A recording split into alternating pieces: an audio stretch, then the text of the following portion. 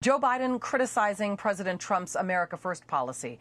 Biden saying he will return America to its global and moral leadership. But now some of President Trump's critics are actually giving him credit for his foreign policy, including a tougher stance on China and breakthroughs in the Middle East. Joining me now is former Arkansas Governor Mike Huckabee.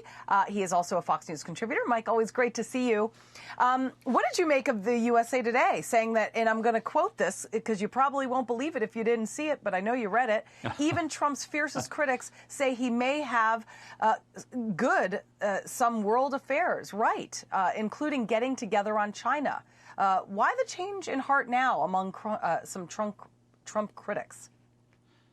I think because they're going to realize that what President Trump has done in foreign policy over the past 4 years has been unbelievably useful, helpful, and good for the world, not just America.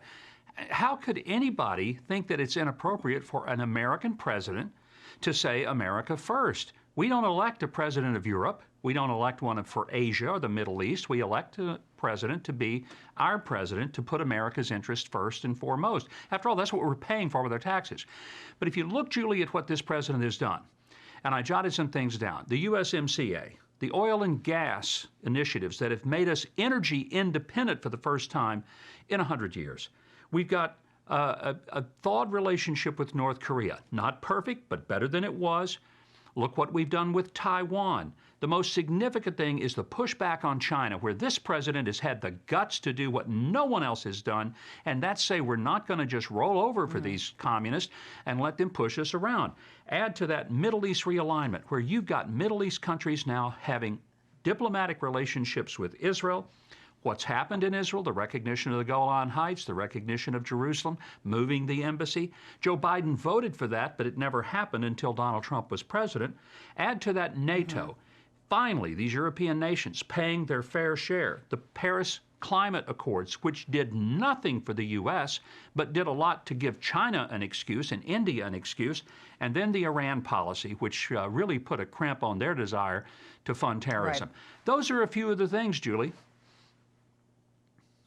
The former acting ambassador to the UK says, and I'm quoting, in certain areas, I think his instincts were right, getting tougher on China, like you just mentioned, and trying to really address some of Beijing's trade practices and military expansion in the South China Sea. That needed to be done.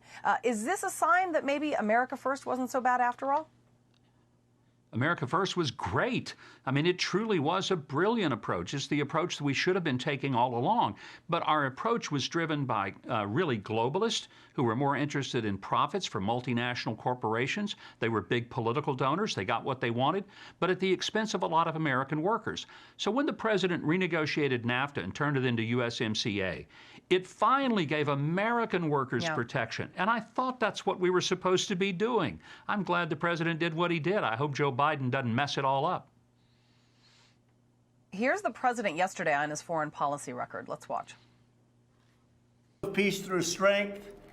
And that's what we have now is peace through strength. You look at what's going on. No wars. They're saying, wow, the president, 4 years, no wars. We stopped the wars, and we won, as you know, 100% of the ISIS caliphate.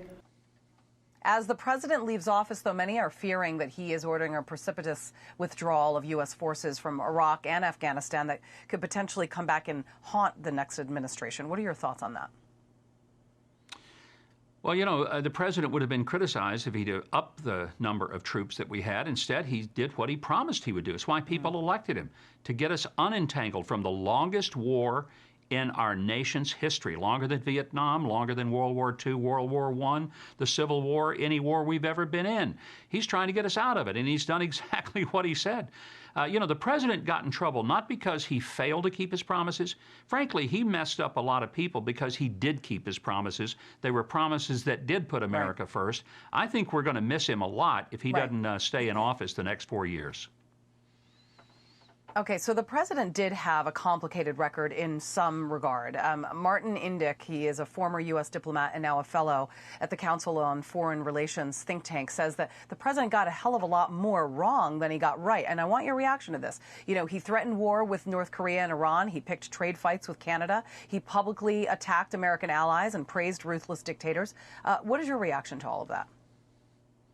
Well, that's typical from the Council of Foreign Relations. They've gotten it wrong.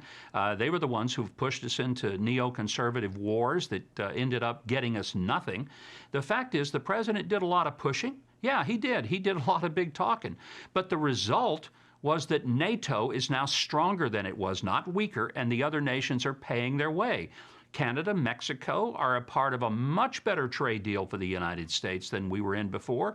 So when people talk like that, you got to remember, these are globalists talking. They honestly think America last, everybody else first. Let's surrender to everybody. Thank God this president thought America ought to be first. That's what we pay for when we pay our taxes. And as I said before, Julie, right. I think a lot of folks are going to miss him.